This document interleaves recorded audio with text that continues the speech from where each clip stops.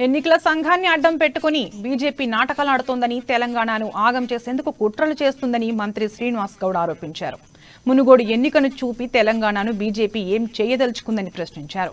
కారును పోలిన గుర్తులు వద్దన్నా కేటాయించారని బీజేపీ నేతలు దుబ్బాక, హుజూరాబాద్ కు కేంద్రం నుంచి ఎన్ని నిధులు తెచ్చారని నిలదీశారు. దుబ్బాక, హుజూరాబాద్ లో చెప్పిన రొటీన్ డైలాగ్స్ నే మునుగోడులో చెప్తున్నారని శ్రీనివాస్ గౌడ్ విమర్శించారు. ఎన్నికలు రాగానే బీజేపీకి గుర్తుకు వచ్చేది హిందుత్వమని, టీఆర్ఎస్ ధర్మం ముందు బీజేపీ అధర్మం గెలవదన్నారు. చెప్పాల్సిన అవసరం ఉంది. తెలంగాణ రాష్ట్రంలో మాదిరిగా మా రజక సోదరులకు కానీ, మా న్యాయ బ్రాహ్మణులకు కానీ 250 యూనిట్ల వరకు ఉచితంగా మీరు వాడుకోవచ్చని ఈ దేశంలో ఏ రాష్ట్రంలో ఈ వృత్తి 2 వృత్తులకు మీరు చెప్పినరో ఒక్కసారి చెప్పాల్సిన అవసరం ఉంది సమాజానికి. మా విశ్వ బ్రాహ్మణులు